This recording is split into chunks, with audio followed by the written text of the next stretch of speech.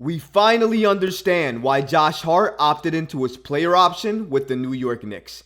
An NBA insider recently gave us some information on what the contract extension the New York Knicks will offer Josh Hart will be, and it's an extremely lucrative deal. Also, Josh Hart could play spot minutes at the power forward position next season. We're going to break down all of this and more today. Let's get started. The New York Knicks will reportedly extend Josh Hart to a near $80 million contract extension. Now, this was first reported by Ian Begley of SNY. According to Ian Begley, Josh Hart's eventual contract extension will be for 4 years and just under $80 million. Hoops Hype gave us more information into this matter when they broke down Ian Begley's report a little further. According to them, Josh Hart will sign a long-term extension with the New York Knicks in August once he becomes eligible. His maximum extension number would be $81 million for over 4 years, and Begley hears the veteran wing will receive slightly less than that figure. It seems highly likely that Hart exercised his player option in order to give the Knicks more financial flexibility in free agency with a handshake agreement on an extension. This is massive news coming from SNY's Ian Begley. It speaks to the point that in August, Josh Hart will get an extension from the New York Knicks worth upward to $80 million. I peg it at around 76 to 78 million. That's around what Josh Hart is likely going to get from the New York Knicks. And Ian Begley doubled down on that when he stated that it's going to be less likely to be 80 million and slightly under that figure. So a 76 to 78 million dollar payday for Josh Hart seems likely. And this explains a lot.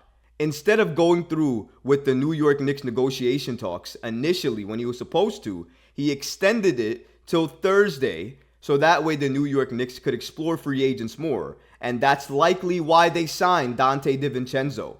And DiVincenzo's deal, by the way, works out to be close to $12.5 million, which is very, very close to the non-taxpayer mid-level exception the New York Knicks created of $12.4 million when Josh Hart opted in.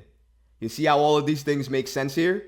It's clear that Josh Hart opted in so the New York Knicks could sign one of his very good friends in Donte DiVincenzo. But that's not the only reason that he did that. He's also waiting till August to go ahead and get that contract extension from the New York Knicks, allowing the Knicks even more flexibility to see what type of moves they may want to make going in further to this offseason.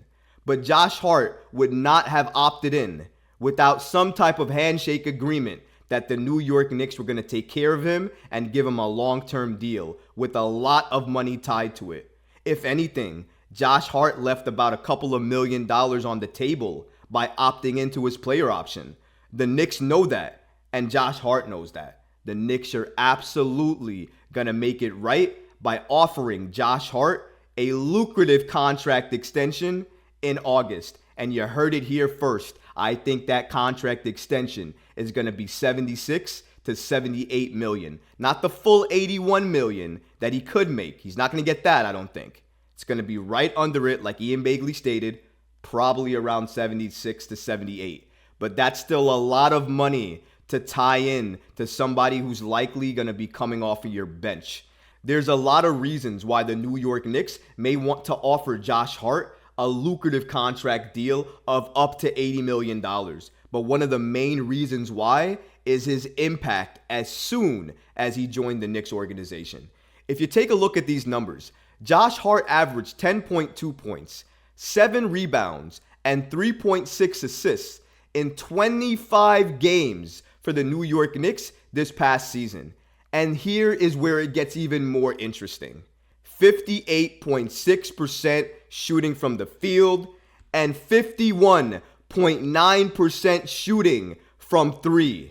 That is extraordinary. In 25 games with the New York Knicks, as soon as he was traded to the Knicks, he started hitting threes at an extraordinary clip. 51%? He wasn't shooting it that good when he was in Portland. But as soon as he came to the Knicks, that fit just mattered. And it meant something. And it helped his game rise to a level that nobody expected. Beside KD at the trade deadline, you can make the argument that there was no more impactful addition to a team than Josh Hart. He did some great things with the New York Knicks. He helped us win so many games when he was added. When he was first added to the Knicks, it's like we couldn't lose. We went on a winning streak. He is a hustle, passionate player. That's why New York Knicks fans fell in love with him. That's why the New York Knicks organization fell in love with him. And that's why that contract extension is on the table. The regular season is only half of the story, though. If you want the full story, you need to look at the playoffs. And that's what's concerning to me. I don't want to give Josh Hart so much money, and he's coming off of our bench. And this is what he gave us in the playoffs.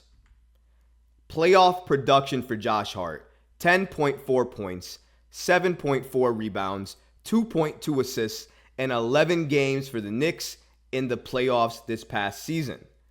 So the numbers that Josh Hart gave you here are pretty similar to the numbers he gave you during the regular season. But here are the key numbers that are a bit shocking. Josh Hart shot 47.9% from the field and 31.3% from three. Regular season, 51.9%. Playoffs, 31.3%. That is a near 20% drop off from three. I don't know what happened, but he couldn't buy a bucket. Everything in terms of his offensive gifts that he helped give us when he was traded here during the regular season went away in the playoffs. He was doing fake outs at the baseline with nobody near him because he was afraid to shoot the three. And I think everybody could see that, even the opposing team. So that's something you got to consider when giving Hart an extension. But I think the regular season's going to go a long way. I think the Knicks will forgive his playoffs as the first time he was there. So jitters and whatnot. And I think they expect him to be better when he gets to the playoffs again. And hopefully that is next season. But in regards to Josh Hart, this is why he's going to get that long-term deal. It's really this production here. What he did with the Knicks in the regular season cannot be understated. And his impact to the team was extremely high. You can't take that away from him, and that's mainly why the New York Knicks are going to offer him such a large contract extension. Josh Hart could play some power forward next season for the New York Knicks. No, I didn't mean small forward, which is his more natural position. Power forward. At least that's the report that came out from Hoops Hype and Michael Scotto. So if you look at this report here, Hoops Hype has learned that Josh Hart is also expected to get some minutes as a small ball power forward. So you're comfortable with giving Josh Hart, 6'5" Josh Hart, some minutes at the power forward position, likely with Randle at the 5, but you're not okay with giving Obi Toppin some minutes at the 4 and Randle at the 5? Make it make sense to me. Now, I know Josh Hart plays bigger than his position, and Josh Hart, more than not, gets a lot of rebounds for his size. So I'll give him that. I'm not saying Josh Hart's a bad player. He's a great player. What I'm saying is it's egregious to say and report that you're going to give Josh Hart some minutes next season, even spot minutes, at the power forward position, the 4 position, behind Julius Randle, or even playing with Randle at the 5. But you weren't going to do that for Obi Toppin.